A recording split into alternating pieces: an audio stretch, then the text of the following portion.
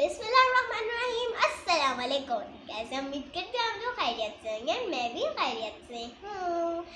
तो आज 15 रोज़ा है और खैर से सबका जा रहा होगा। तो 15 रोज़े से एक बात याद आई कि आज हमारे दूसरे इमाम हसन अलैहिस्सलाम की विलादत है।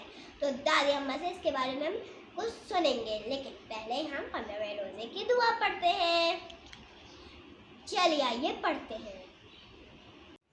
ए अल्लाह, आज के दिन मुझे ख्वाहिशीन सी अतात नसीब फरमा और इसमें मेरा सीना खोल दे।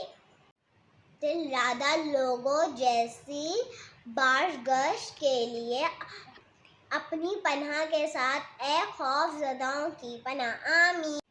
अस्सलाम वालेकुम दादी। वालेकुम अस्सलाम बेटा।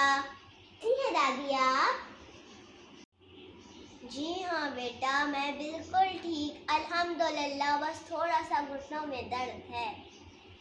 दादी, आप हमें इमाम हसन अलैहिस्सलाम के बारे में कुछ बताएंगी? हाँ, क्यों नहीं सुनाऊंगी, ज़रूर बताऊंगी। इमाम हसन कौन है? इमाम हसन अलैहिस्सलाम हमारे दूसरे इमाम हैं और हमारे पहले इमाम अली अलैहिस्सलाम के बेटे भी हैं और बीबी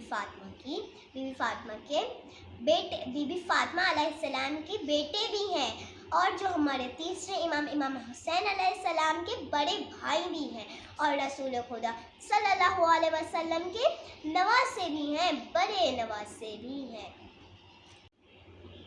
प्यारे बच्चों, इमाम हसन अलैहिस्सलाम दुनिया के पहले ऐसे बच्चे हैं जिनके बाप भी और माँ भी मासूम हैं और वो खुद भी और उनके भाई भी मासूम हैं, जो हमारे तीसरे इमाम हैं। इमाम हसन अलैहिस्सलाम का नाम किसने रखा?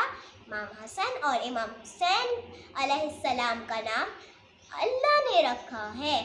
इमाम हसन से याद आया उनका एक वाक़या। तो चलिए आइए मैं आपके सामने एक वाक़या पेश करती हूँ।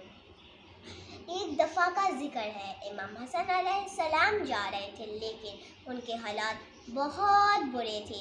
सब उनको गालियाँ देते थे, भत्तर मारते थे, उनसे तमीज़ से पेश नहीं आते थे। लोग कहते थे ये गंदे, ये अच्छे नहीं हैं। लेकिन एक दफ़ा का जिक्र है, एक आदमी जो कि शाम से आया था, वो आदमी शाम से आया था और किसकी तलाश में आया था? इमाम हसन अलैहिस्सलाम के। बच्चों, आप तो ये सोच रहे होंगे वो आदमी अच्छा था, लेकिन बच्चों वो आदमी अच्छा नहीं था। बच्चों, वो आदमी बहुत गंदा था। वो आदमी लोगों से पूछ रहा था इमाम हसन कौन है, इमाम हसन कौन है। एक दफ़ा एक आदमी से पूछा उसने इमाम हसन कौन है, तो एक इत्तेफाक इमाम हसन आ रहे थे, तो उस आदमी ने कहा इमाम हसन वो है।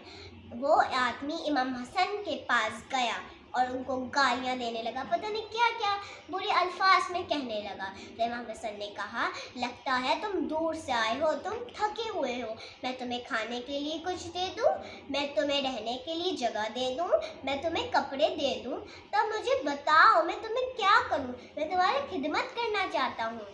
तो उसने कहा, वो इमाम हसन का ऐसा बर्ताव देख के, ऐसा उनका ख्याल करते हुए वो बहुत शर्मिंदा हुआ। तो उसने इमाम हसन से माफ़ी मांगी।